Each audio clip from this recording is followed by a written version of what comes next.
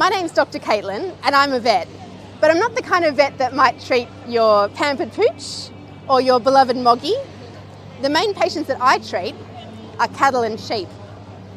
And I've been a vet for a number of years now, working on farm animals all around Victoria. So, do you remember back in 2020, we went and got masks? You off? We went and got masks. Now, why in 2020 did we go and get masks? Do you remember? Smoke pollution. Smoke. Smoke. So back before there was COVID, there was a time before COVID, people in Melbourne went and bought all of the masks from Bunnings because they were worried about the bushfire smoke. Now, because I'm a vet, and human health is very important, but I was interested in what about the animals? Because we were wearing the masks to protect ourselves from the smoke inhalation, which might cause health effects in people. So one of the things we wanted to know in our research was, do the same kind of effects happen in animals?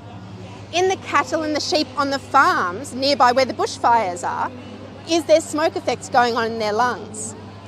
And as part of our research, we were actually able to follow up and answer that question, that yes, in fact, what we saw was that there was a higher rate of lung disease, like pneumonia, in animals that had been really close to the fire compared to the background amount of pneumonia that we would expect to see in animals.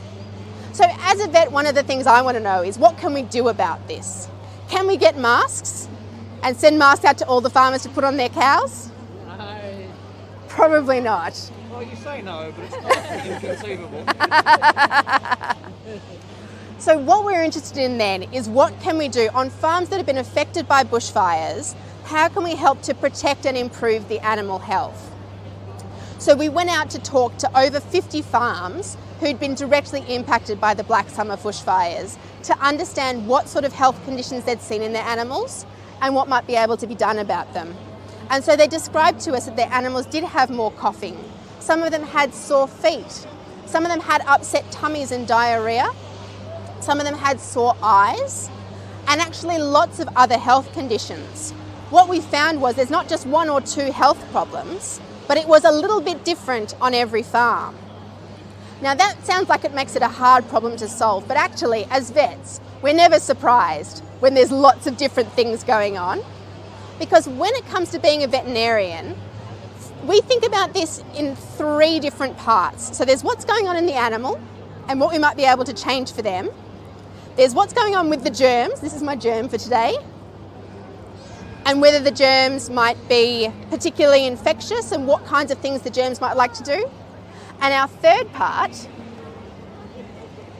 is my little grass fronds here are representing the environment. And actually the environment is often the place where we have a lot more control. I can't really control whether my cow is a girl or a boy or how old she is, but I can control what kind of grass she might have access to be able to eat, because she tends to be in a place with a fence. And so if I put the fence in the right place, I can control what she eats. I can control what she drinks, and I can control what other sorts of things she might have access to. And so we talked to these farmers who had been affected by the bushfires to find out what kinds of things we could do to help to prevent all of these health problems for future animals who are going to be on fire-affected farms. Because let's face it, there are more bushfires ahead in Australia's future.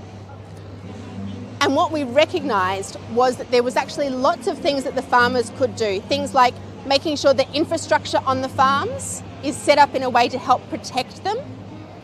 So making sure that there are places on the farms that the animals can get to that are not going to be so badly impacted. We know that fire is particularly dangerous when it runs up a hill.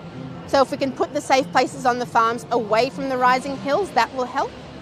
We want to put the safe places on the farm in places where we've got good access for water for them, so that we're not going to have too much silt washed down from the hills if there's rain that comes through after the fire. But maybe we'll have water tanks and water troughs that the animals can access to drink from. And all of these kinds of things can help to protect the animals post-bushfire. So what this really means is that looking after animal health and animal welfare post-bushfire, it's not really about the animals at all. It's about what actions the people can take. Now we know that in a post-bushfire situation on a farm, the people who live on that farm are going to be really stressed. It's a really difficult circumstance to find yourself in when a fire has come through your farm.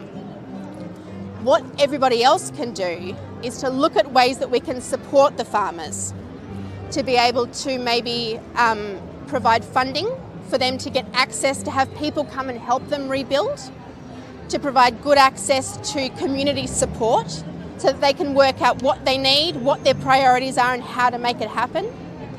And actually, if we can support the farmers better post-bushfire, the flow-on effect will be to also improve and protect the animal health as well. Are there any questions, any comments anyone wants to make?